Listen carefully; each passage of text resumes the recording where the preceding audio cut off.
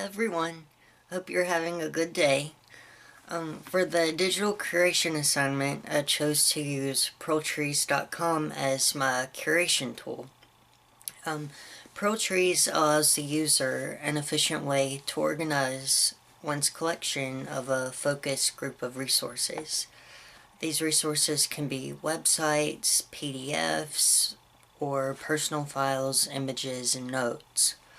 The interface of the site is highly visual, so I was very much drawn to how Pearltrees allows you to organize and curate digital content in a beautiful, aesthetically pleasing way. In this demo tutorial, I will show you via screencast how to use Pearltrees for your own digital curation. Thank you. This is my account page on Pearltrees.com. It takes me to this page directly after I log in. On this page, all of my various collections are displayed. Visually, the interface is very aesthetically pleasing, and I really like how my account photo, which is a picture of my dog Addie, serves as a background photo. Because I had never used Pearltrees before, I played with the platform's functionality and made 2 additional collections just for fun, which are these 2.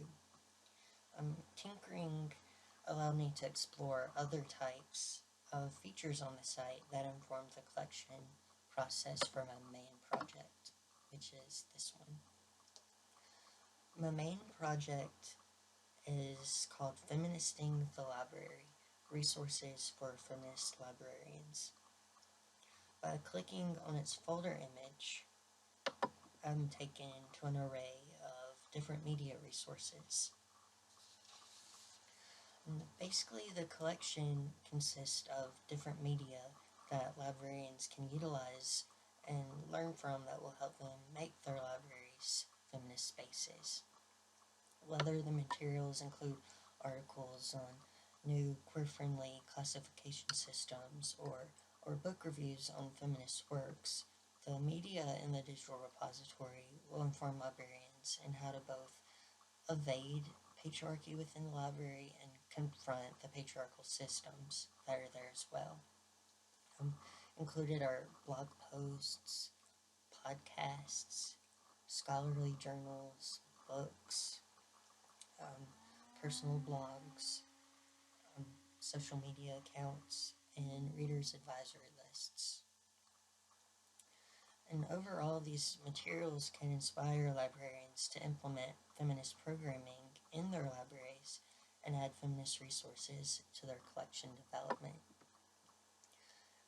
News articles such as this one stating how the San Diego Public Library System trained all of its employees to identify and communicate with victims of sex trafficking offer examples of how librarians can partake in outreach that correlates to feminist principles.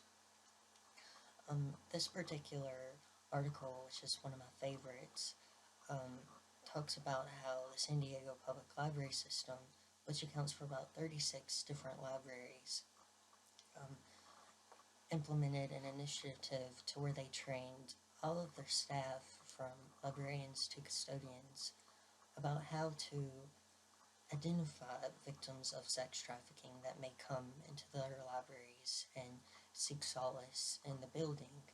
And not only were they taught how to identify victims, but they're also taught how to talk to them and approach them and lead them to resources that could really help them and free them from the bonds of sex trafficking. The initiative was called the Out of the Shadows Project, and actually found a podcast where individuals talk about the initiative.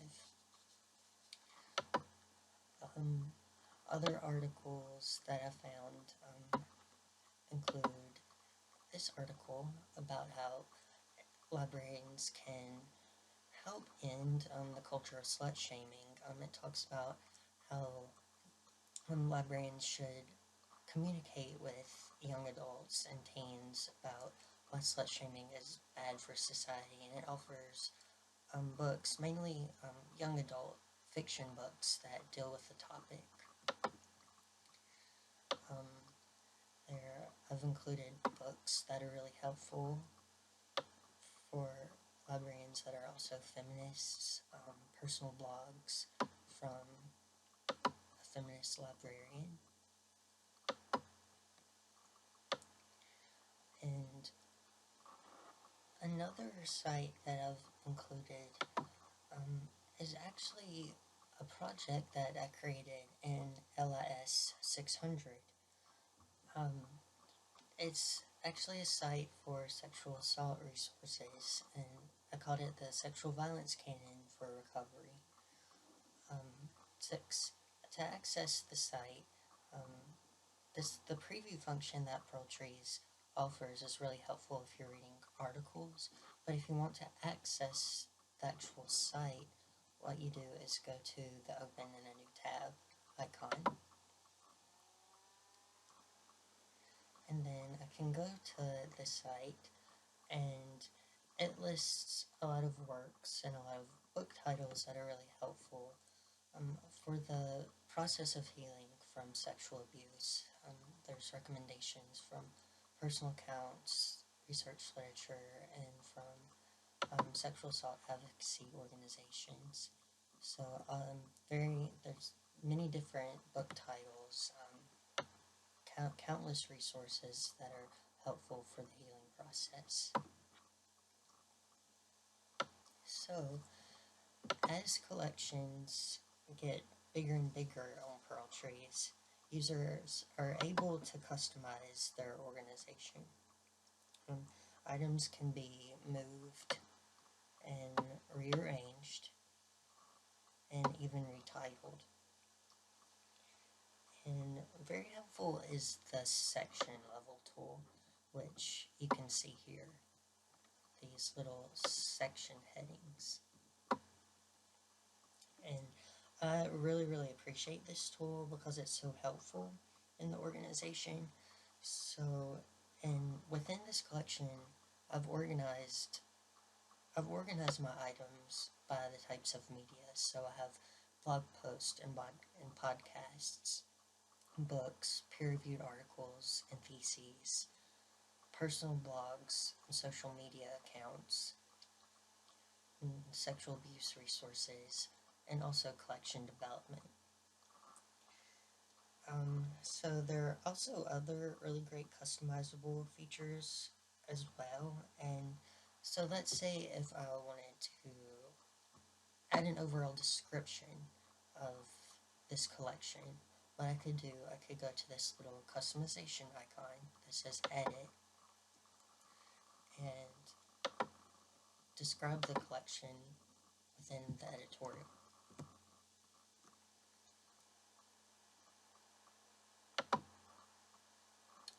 So I have a more in-depth discussion and a more detailed wording of what this collection is all about, and how if a user happens to come across this collection, they'd have a more nuanced, more in-depth understanding of what kind of items are within this collection. Because digital curation involves active participation in content management for future use, being able to easily add content is absolutely valuable. Luckily, that's an attribute Pearltrees has. By far, the best tool, hands down, is Pearltrees' Web Clipper. Basically, the Web Clipper is a bookmarking tool that integrates into your web browser. So let's say I'm searching on the internet and I come across this article. Feminism and the Future of Library Discovery definitely is appropriate for my collection. So what I do is I click on this little star surrounded by the blue circle. I direct the article to the right folder.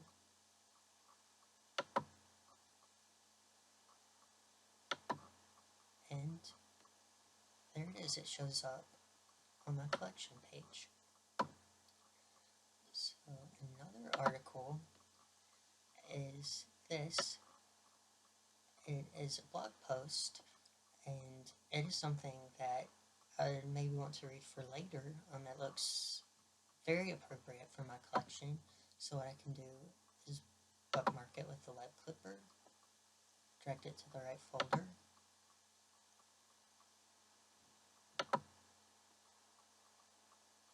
and there it is, it shows up.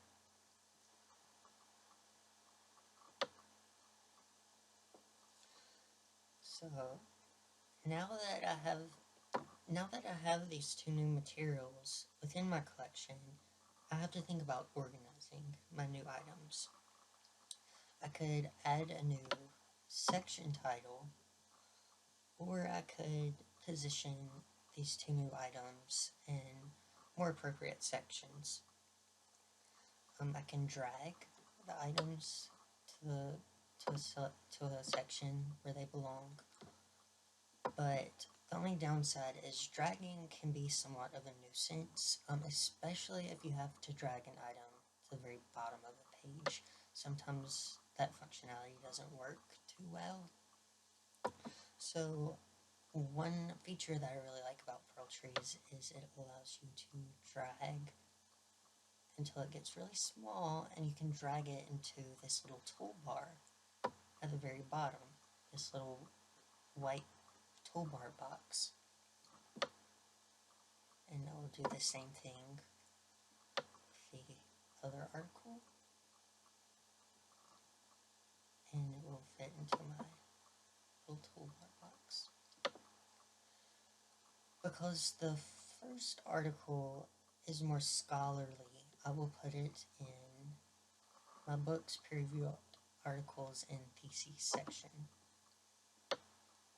and just drag it and place it into the right signifier. Now the second one, it wasn't a personal blog, it was just a blog post that pertained to the subject matter, so I will put it in this first section called blog post and podcasts.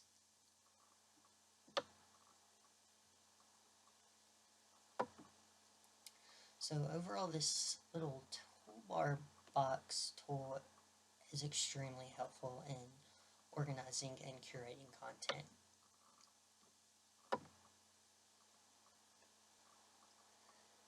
Another facet of Pearltrees that I really like is the note function. To give you an example of a note, I'm going to go to a collection that I actually made just for fun. So by clicking on this icon, which is the home icon, I will return to my account page, which displays all of my collections. So now I'm going to go to my Lana Del Rey collection. I've titled it Them Bad Girls Honey, Theorizing Lana Del Rey Through a Feminist Lens. And FYI, that title comes from Lana's lyrics, so just in case you were wondering. Basically, this collection is a space for media that interprets Lana Del Rey through a feminist framework. The articles, think pieces, essays, blog posts, etc. analyze Lana's music, lyrics, writing, music videos, celebrity, and public persona. Whether Lana is proffering her artistry up for a feminist critique or not, the materials look at the ways in which she dismantles patriarchal systems, and how actually at other times she is complicit in constructing them. So the collection allows for one to engage with Lana's art at a deeper level and appreciate the nuanced interpretations of her work.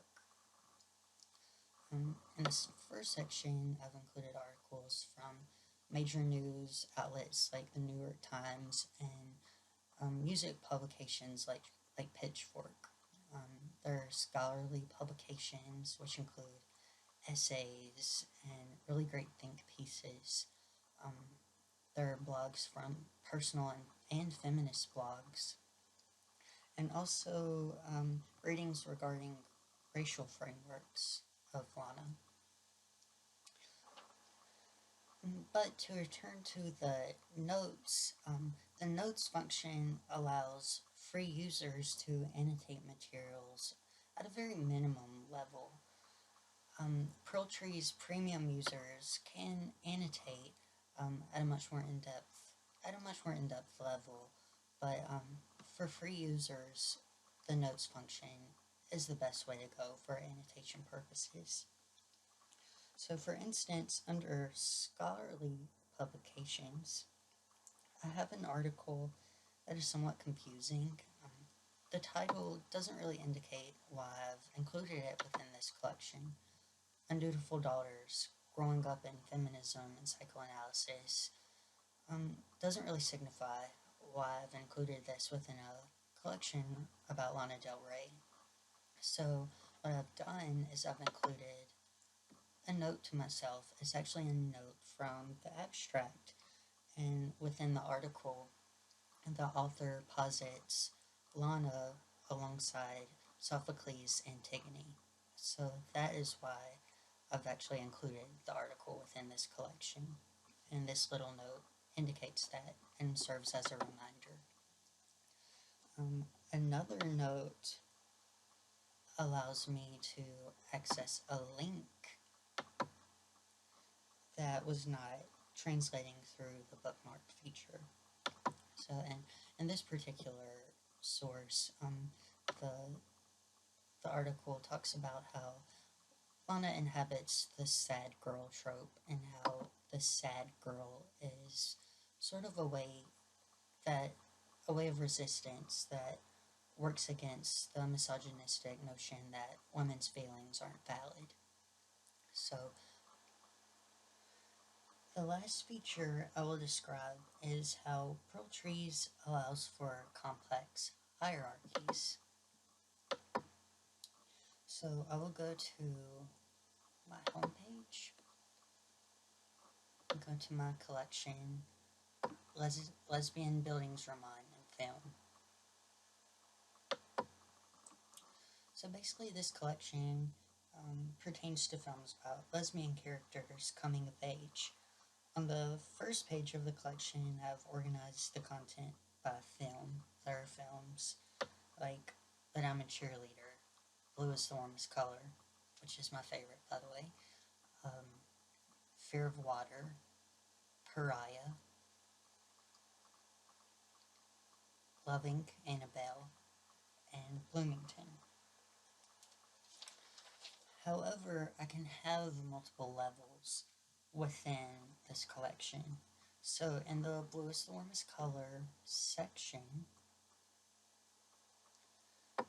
I have a sub-collection called Blue is the Warmest Color, Screen Captures, and Promo Images. So when I click on this, it takes the collection to a sub-series level. And honestly, you can make as many different collections within collections as you want. And this really helps with organization and really customizing the curation process. So I hope you enjoyed this presentation tutorial, and I really hope you learned a lot about Pearltrees and how to best utilize its features. Overall, I'm extremely pleased with this website. I think it's an absolutely wonderful resource. Its its functionality regarding rearranging notes, bookmarking tools, and special drop boxes are so helpful. You unfortunately you do have to buy the premium to get a lot of the customization tools, but everything I showed you was on the free account, and the functionality works extremely well, and I've been very pleased with Pearltrees.com. So that is all for this tutorial, and I hope you enjoyed it. Thank you. Bye.